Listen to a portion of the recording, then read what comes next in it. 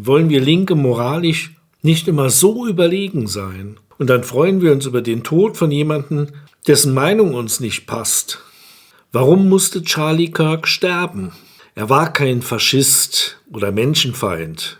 Er war ein erzkonservativer, von mir aus auch noch extrem rechter Christ, der in Debatten respektvoll auftrat, obwohl er selbst ständig beleidigt und angefeindet wurde.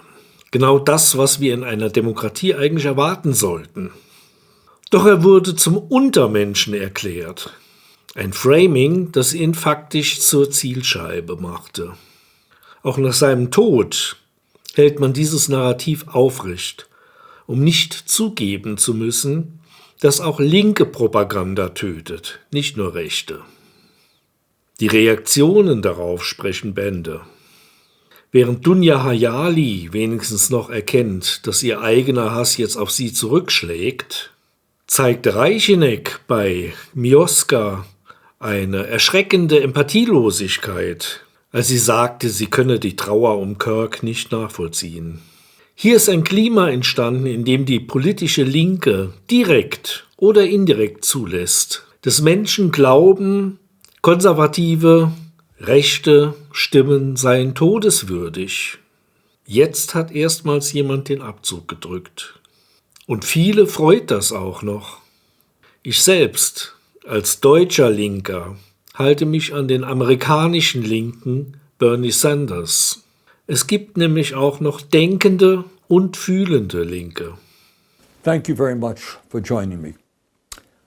I want to say a few words regarding the terrible murder yesterday of Charlie Kirk, someone who I strongly disagreed with on almost every issue, but who was clearly a very smart and effective communicator and organizer, and someone unafraid to get out into the world and engage the public. My condolences go out to his wife and his family.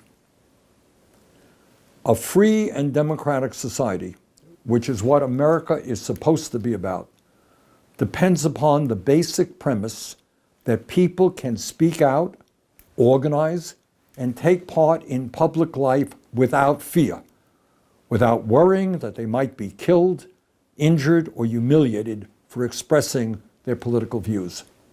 In fact, that is the essence of what freedom is about and what democracy is about. You have a point of view, that's great. I have a point of view that is different than yours. That's great. Let's argue it out. We make our case to the American people at the local, state, and federal levels, and we hold free elections in which the people decide what they want. That's called freedom and democracy. And I want as many people as possible to participate in that process without fear. Freedom and democracy is not about political violence.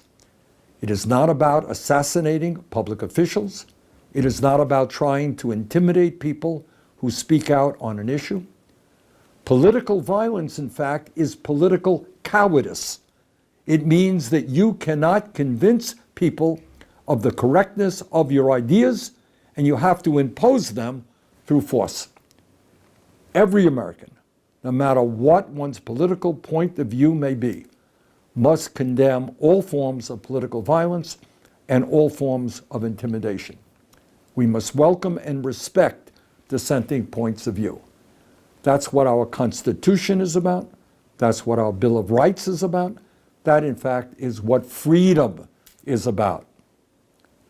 The murder of Charlie Kirk is part of a disturbing rise in political violence that threatens to hollow out public life and make people afraid of participating.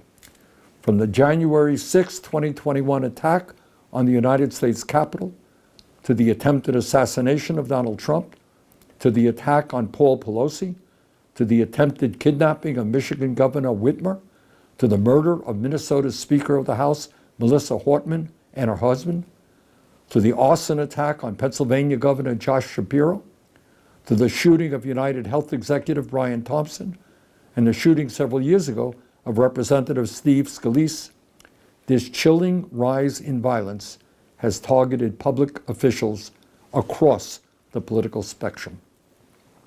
Sadly, this is not a new phenomenon. We all remember the assassinations of President Kennedy, Dr. Martin Luther King Jr., Senator Robert F. Kennedy, John Lennon, Medgar Evers, and the attempted assassinations of President Ronald Reagan and Alabama Governor George Wallace.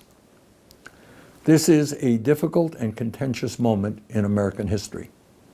Democracy in our country and throughout the world is under attack. And there are a lot of reasons for that which need serious discussion. But bottom line, if we honestly believe in democracy, if we believe in freedom, all of us must be loud and clear. Political violence, regardless of ideology, is not the answer and must be condemned. Thank you very much.